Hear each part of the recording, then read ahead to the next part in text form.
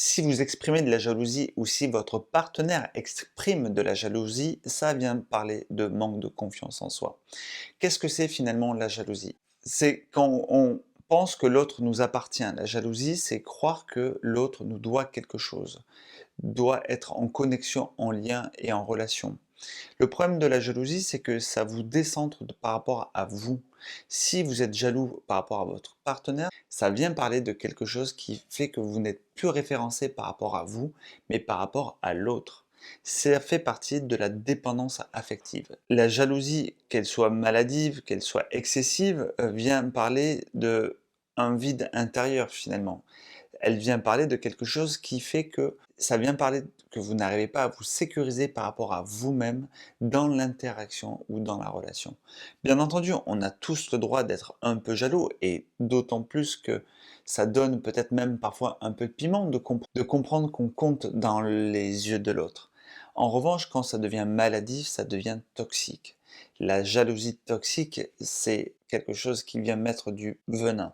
Souvent, ça vient parler de place aussi et de position abusive dans la relation et dans le couple. Comment interagir avec son partenaire quand il est dans un positionnement de jalousie excessif? C'est toute la question pour essayer de récupérer le couple. Faites-vous aider parce que si vous en êtes déjà à être dans une situation où c'est complexe, que c'est conflictuel, où vous avez de la violence, de la colère, c'est que vous n'avez pas mis de limites et de barrières là où il fallait. L'absence de ces barrières de limites, c'est souvent la problématique dans un comportement excessif de jalousie. C'est-à-dire que souvent on joue la carte de la transparence, on joue la carte de l'ouverture, mais quelqu'un qui est jaloux, c'est quelqu'un qui est insécure. Et quelqu'un qui est insécure, c'est quelqu'un qui a besoin de cadre, qui a besoin de fermeté, qui a besoin de savoir où on va. Donc, contrairement à ce qu'on croit, il ne faut pas tout ouvrir, il ne faut pas tout déballer dans un couple, mais bien au contraire, il faut garder son intime, avoir un espace de partage et permettre à l'autre aussi d'aller travailler de son côté, d'avoir son intime et son espace de partage. Enfin, ce qui se fait problématique dans la jalousie dans le couple, c'est qu'à un moment donné, on est obligé de mentir, on est obligé de se protéger et on est obligé de ne plus être soi-même. Et ça vient rajouter de l'huile sur le feu. Et posez-vous une question dans votre couple. Si l'autre me ment, pourquoi il me ment? Quelle est la fonction du mensonge? Cette question va vous permettre d'être en empathie vis-à-vis de votre conjoint. L'idée, c'est de comprendre pourquoi l'autre agit d'une manière particulière.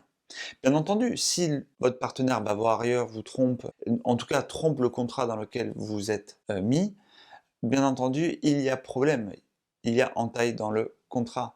En revanche, si ce ne sont que des suspicions, souvent, et c'est toujours l'idée d'aller chercher plus dans l'inconscient, c'est qu'on se retrouve face à des croyances limitantes et en provoquant de la jalousie, en provoquant de la suspicion, vous allez provoquer ce que vous redoutez le pire, c'est-à-dire des abus, c'est-à-dire de la trahison. Enfin, pour terminer cette vidéo, derrière la jalousie, il y a souvent des blessures de trahison.